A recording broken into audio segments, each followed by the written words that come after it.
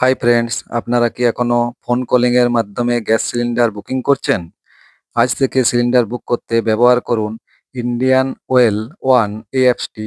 এটি প্রথমে Google play store থেকে ইনস্টল করে নিন। এরপর ওপেন করে প্রথমে রেজিস্টার করুন নিজের নাম, phone number, mail ID, consumer number এবং 16 ডিজিটের এলপিজি আইডি দিয়ে। যদি আপনার কেওয়াইসি আপডেট থাকে তাহলে কেওয়াইসি স্ট্যাটাসের পাশে গ্রিন কালারের একটি টিক দেখতে পাবেন। এরপর অ্যাপসের মেন পেজে প্রবেশ করুন।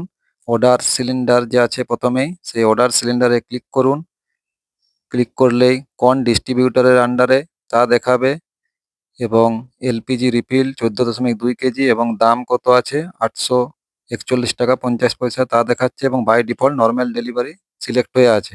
আপনি চাইলেও প্রেফার ডেলিভারি করতে পারেন, তবে অনলাইনে পেমেন্টটাও করতে হবে সেক্ষেত্রে। এখন আমি অর্ডার নাও করলাম নর্মাল ডেলিভারিতে। নর্মাল ডেলিভারিতে অর্ডার নাও করার পর দেখুন অর্ডার কনফার্ম হয়ে গেছে এবং সেখানে দেখাচ্ছে যে এটা ক্যাশ অন ডেলিভারি মেথডে অর্ডারটা হয়েছে। আপনি যদি চান তাহলে আপনি এখন পেমেন্ট সেরে নিতেও পারেন অনলাইনের মাধ্যমে। সেক্ষেত্রে আপনাকে I agree with terms and condition ওখানে চেকবক্সে ক্লিক করে পে নাও করতে হবে।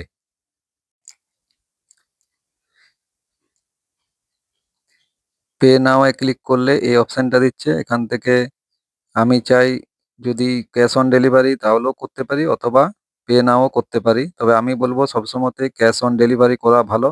কারণ আপনি সেই টাইমে হয়তো বাড়িতে নেই আর তখন ডেলিভারি বয় গ্যাস ডেলিভারি দিতে এসছে, সেক্ষেত্রে সমস্যা হতে পারে। সেই জন্য ক্যাশ অন ডেলিভারি অপশানটাই সিলেক্ট করবেন, এটাই ভালো।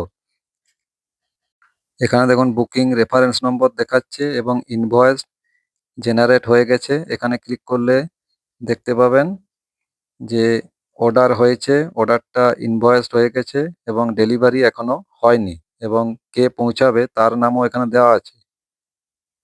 এরপর আপনি যদি চান যে কোনো কারণে কাস্টমার কেয়ারে কল করবেন, সেক্ষেত্রে কল আসে ক্লিক করুন এবং দেখুন এলপিজি কাস্টমার কেয়ারের দুটো টোল ফ্রি নম্বর আছে, একটা এমার্জেন্সির জন্য দেওয়া আছে, সেটাতে করতে পারেন, দিয়ে কল বুক করতে পারেন। অথবা যদি কাস্টমার সাপোর্টে মেল করতে চান বা কোনো সমস্যা নথিবদ্ধ করতে চান, সেক্ষেত্রে কাস্টমার সাপোর্টে ক্লিক করুন।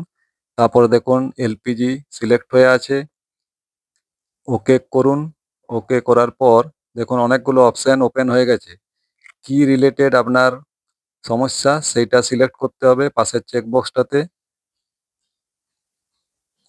চেকবক্সে সিলেক্ট করার পর আমি যেমন সার্ভিস রিলেটেড করলাম, যে নেক্সট বটমে ক্লিক করুন।